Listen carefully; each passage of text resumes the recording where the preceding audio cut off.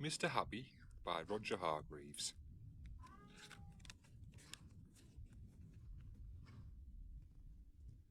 On the other side of the world, where the sun shines hotter than here, and where the trees are 100 feet tall, there is a country called Happy Land.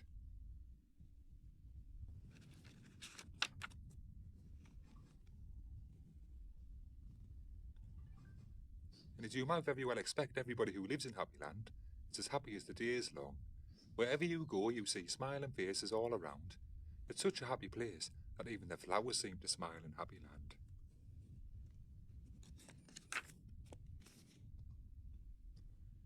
And as well as all the people being happy, all the animals in Happy Land are happy as well. If you've never seen a mouse smile, or a cat, or a dog, or even a worm, go to Happy Land.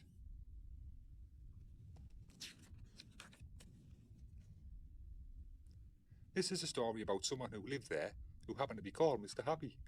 Mr. Happy was fat and round and happy.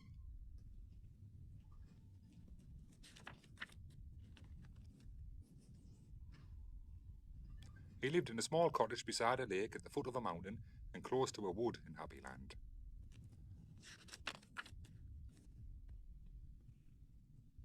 One day, while Mr. Happy was out walking through the tall trees in those woods near his home, he came across something which was rather extraordinary. There in the trunk of one of the very tall trees was a door. Not a very large door, but nevertheless a door. Certainly a door. A small, narrow, yellow door. Definitely a door. I wonder who lives here, thought Mr. Happy to himself, and he turned the handle of that small, narrow, yellow door. The door wasn't locked, and it swung open quite easily.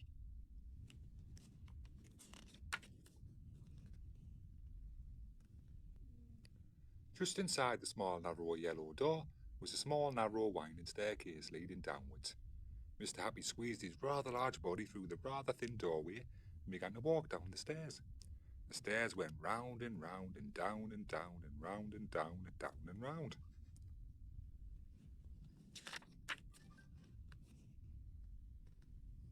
Eventually, after a long time, Mr. Happy reached the bottom of the staircase. He looked around and saw, there in front of him, another small, narrow door, but this one was red.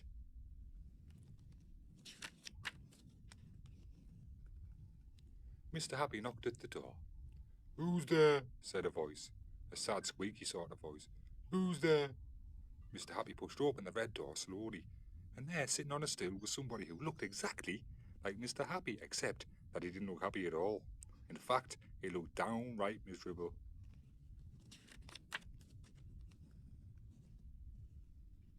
"Hello," said Mr. Happy. "I'm Mr. Happy." "Oh, are you indeed?" sniffed the person who looked like Mr. Happy but wasn't. "Well, my name is Mr. Miserable, and I'm the most miserable person in the world." "Why are you so miserable?" asked Mr. Happy. "Because I am," replied Mr. Miserable. "How would you like to be happy like me?" asked Mr. Happy. "I'd give anything to be happy," said Mr. Miserable. "But I'm so miserable, I don't think I could ever be happy," he added miserably. Mr. Happy made up his mind quickly. "Follow me," he said. "Where to?" asked Mr. Miserable. "Don't argue," said Mr. Happy, and he went out through the small, narrow, red door.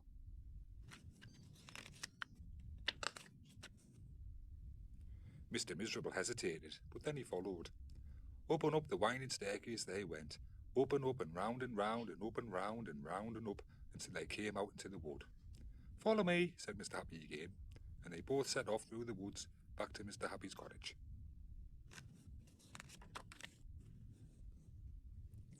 Mr. Miserable stayed in Mr. Happy's cottage for quite some time, and during that time the most remarkable thing happened.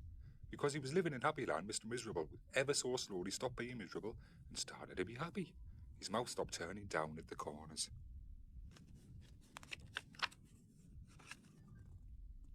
And ever so slowly it started turning up at the corners. And eventually Mr. Miserable did something that he'd never done in his whole life. He smiled, and then he chuckled, which turned into a giggle, which became a laugh, a big, booming, hearty, huge, giant, enormous laugh. And Mr. Happy was so surprised that he started to laugh as well, and both of them started laughing. Laughed and laughed and laughed and laughed. They laughed until their sides hurt and their eyes watered.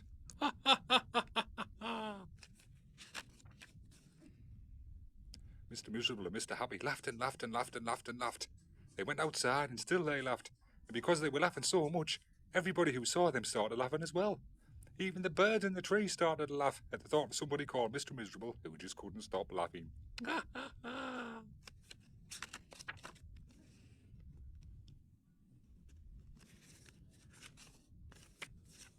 And that's really the end of the story, except to say that if you ever feel as miserable as Mr. Miserable used to, you know exactly what to do, don't you? Just turn your mouth up at the corners. Go on. Thank you for listening. Don't forget to like and subscribe.